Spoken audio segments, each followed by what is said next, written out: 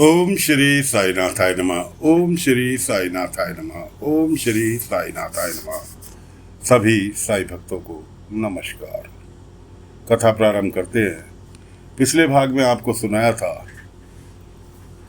कि खंडोबा मंदिर पर बाबा ने खाली टोकरी लड्डुओं से भर दी। किसकी? संता जी की पत्नी की और संता की शादी हुई थी और खाली टोकरी लेकर आए थे जिसमें एक लड्डू था। वो बाबा ने लड्डुओं से भर दी। उधर कुलकर्णी सरकार वापस लौट आए। खैर, कुलकर्णी सरकार को शक तो हुआ, लेकिन पंता ने फिर झूठ बोल के बातें बना दी। उसके बाद अगले दिन कुलकर्णी सरकार ने बुलावा भेज दिया संता पंता का लठैतों को लेकर। उधर जो किराए पे संता जी ने मकान लिया था अपनी शादी लड़की वालों को दिखाने के लिए कि ये मेरा मकान है, वो मकान मालिक किराया वसूलने आ गया। कहने का मतलब है उसकी पत्नी सुधा को शक हो गया कि ये कुछ झूठ बोल रहा है। खैर, उसकी माँ घर आई। घर पे खातिरदारी माँ की चल ही रही थी। माँ परेशान थी अपने पैरों के दर्द से, जो कि काफी सालों से था और सही नहीं हो रहा था। उसी को बैठी थी अपनी बेटी के साथ झीक रही थी। उधर कुलकर्णी सरकार नया बिजनेस चालू कर रहे थे, चोरी का सामान बेचने का। कोई दूर गांव से व्यक्ति आया कि सरकार, सभी गांव के मुखिया जो हैं ऐसे ही कर रहे हैं, चोरी का सामान दूर दूर शहरों से आता है और वही बेच लेते हैं आराम से। डबल का मुनाफा। 100 रुपये का सामान 20 रुपये का मिल जाता है, आप 50 का सस्ते में करके बेच दो, मुनाफा ही मुनाफा। तो कुलकर्णी सरकार ने प्रोग्राम बनाया कि क्यों ना चोरी का सामान संता पंता से बिकवाया जाए। इस चक्कर में कुलकर्णी सरकार ने उन्हें बुला भेजा। कुलकर्णी सरकार को शक तो हो ही चुका था कि पंता ने शादी कर ली, लेकिन उस मौके पर उन्होंने कुछ नहीं कहा, चुपचाप वहां से निकल लिए। अब जब कुलकर्णी सरकार का बुलावा आया तो संता पंता वहीं थे, एक ही जगह, पत्नी अंदर अपनी माँ के पास। इतने में बाबा पहुंच गए। बाबा ने आवाज लगाई, सुधा बाहर निकल के आई। बाबा कहने लगे, भाई मैं कल तुझे तो कोई तेरी शादी का तोहफा दे नहीं पाया, ले मैं आज तेरे लिए तोहफा लेकर आया। पंता संता आंखों आंखों में अपनी पत्नी को मना करने लगा, मत लियो फकीर से कुछ भी, लेकिन उसकी पत्नी ने ले लिया। बाबा ने तोहफे में दी ऊदी की पुड़िया और कहा, जा अपनी माँ को पानी में घोल के पिला दिया। उसने मना करने के बावजूद संता के ऊदी ली और अपनी माँ को पानी में घोल के पिला दी। वहीं बैठे बैठे सेकंडों में उसकी माँ का पैर का दर्द भी ठीक हो गया और पैर भी ठीक हो गया, वो अच्छी भली चलने लगी। खैर, दोनों के दोनों ने, माँ बेटियों ने आके बाबा का शुक्रिया अदा किया और बाबा को प्रणाम किया और बाबा वहां से निकल लिए। उधर कुलकर्णी के आदमी बुलाने आ गए संता को। सरकार ने बुलाया, सरकार के पास पहुंचे। सरकार के पास पहुंचे तो जाके पैरों में बैठ गए। सरकार, गलती हो गई। गलती क्या हुआ? मुझे पता तूने शादी कर ली। अरे सरकार, आपने कुछ नहीं कहा।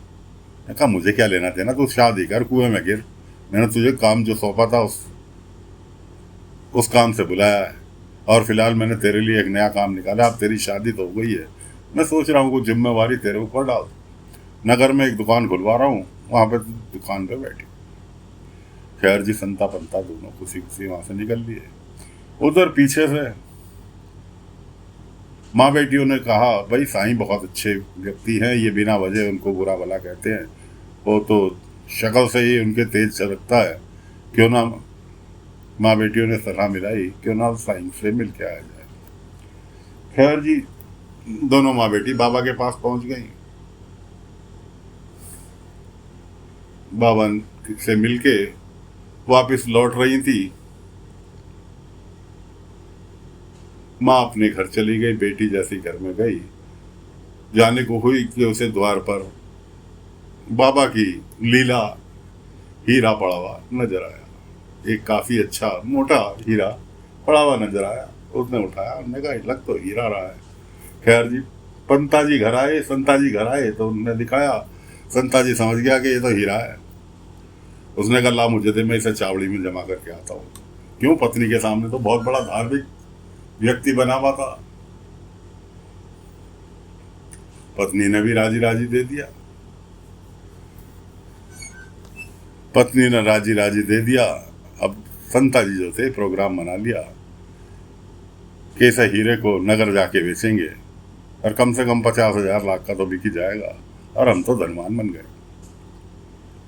खैर उस हीरे को छुपाते फिर रहे पत्नी से आके कह दिया कि हाँ ये हीरा ने चावड़ी में जमा कराई है। उधर पत्नी गांव में सामान वामान लेने के लिए गई तो उसे पूरी असलियत पंता जी की पता चल गई कि पंता जी क्या है। यहाँ तक कि ये भी पता चल गया मकान किराए का है, सब चीज। अब बेचारी दुखी होके सीधे बाबा के पास गई। बाबा ने बिठाया, बाबा ने द्वारका माई में उसे बिठाया, संतावना दी। उसके बाद बाबा ने कहा तुझे रास्ते में जो भी पहला फकीर मिल जाए, सर्दी का टाइम चल रहा है, सर्दी से कांपता हुआ मिले, उसे एक कंबल दे दियो। उसने फकीर के मिलने से पहले ही कंबल खरीदा।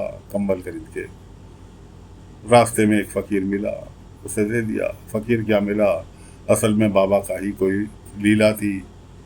फकीर ने कहा आज रात को सोना, लेकिन सोना मत।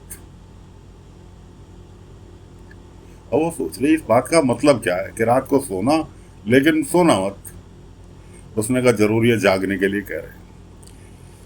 अब शाम को संता पंता ने दोनों ने प्रोग्राम बनाया कि इसे नगर जाके हीरे को बेच के आएंगे, रातों रात नगर पहुंच जाए, सवेरे बेच के वापस आ जाएंगे। उधर पत्नी ने घर पहुंच के जैसे ही संता आया, संता से कहा भाई तुम मुझे ये बताओ तुम मेरे से क्या छुपा रहे हो? ये जो तुम मकान अपना बता रहे हो इसके कोई तो कागज होंगे, कागज दिखाओ अगर तुम्हारा है तो। बड़े तैस में कहने लगा ठीक है, आज रात को ही मैं जा रहा हूँ, मैंने घर में कागज रख रखे हैं कहीं सुरक्षित जगह पे, और कल को लाके दिखा दूंगा तुझे कागज। खैर जी बेचारी चुप हो गई, लेकिन उस फकीर की बात उसको याद रही कि सोना लेकिन सोना।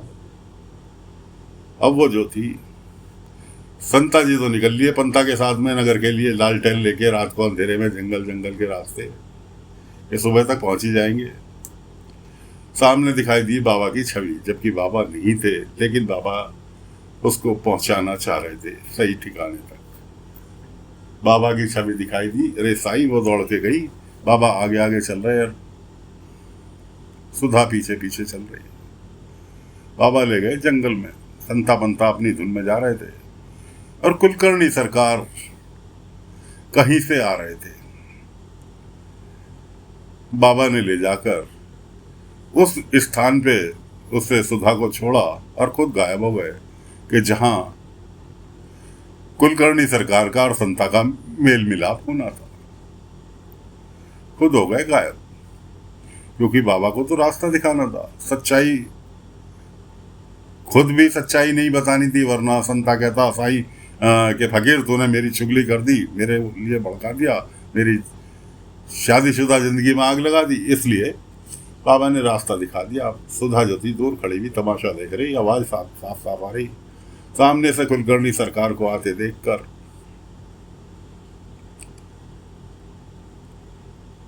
उसकी तो संता की तो गिग्गी बन गई, साथ में पंता जो पहलवान था उसकी भी गिग्गी बन गई।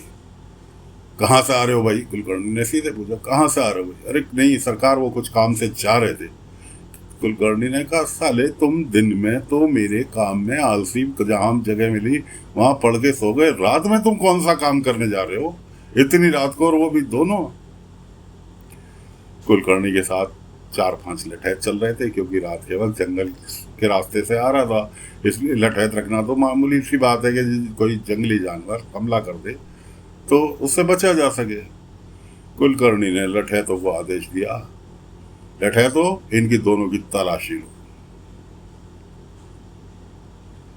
लठैतों ने जो था तलाशी ली। अब जब उसका बटुआ जिसमें हीरा था, पहले के बटुए आपको पता है कि झोली टाइप में बटुए हुआ करते थे, उसमें से उन्होंने हीरा निकाल लिया। सरकार, ये रहा हीरा। वह कुलकर्णी सरकार की तो आंखें चौंधिया गई है, भाई इतना बड़ा हीरा कहाँ से आया? हमें पड़ावा, मेरी पत्नी को पड़ावा मिला। अबे तो पड़ावा मिला था तो भाई तुम्हारा फर्ज क्या बनता है? छावड़ी में जमा करने का। क्यों तुम दो, या फिर सीधे मेरे पास आके जमा करने का? क्यों? तुम दोनों हो मेरे नौकर। ये सारी बातें सुधा ने दूर खड़े होके पूरी की पूरी सुन ली। कुलकर्णी ने पूरी की कुलकर्णी तो जो नौकरों के साथ जैसे पेश आता था वो तो पेश आता नहीं था। उसे यह भी पता चल गया आज कि ये कोई धन्ना सेठ नहीं, कुलकर्णी के नौकर हैं। उसे यह भी पता चल गया कि जिस कुलकर्णी से इन्होंने मिलवाया था उसकी माँ के इलाज के लिए, वो कुलकर्णी नहीं था, कोई नौटंकीबाज था जो अपने आप को कुलकर्णी बता रहा था। असली कुलकर्णी सरकार की है। तो दोस्तों, संता पंता की चोरी कुलकर्णी ने पकड़ ली, हीरा अपने कब्जे में ले लिया। अब आगे क्या होगा अगले अंक में लेकर फिर हाजिर होंगे। तब तक के लिए आज्ञा दीजिए। ओम साई राम, ओम साई राम, ओम साई राम।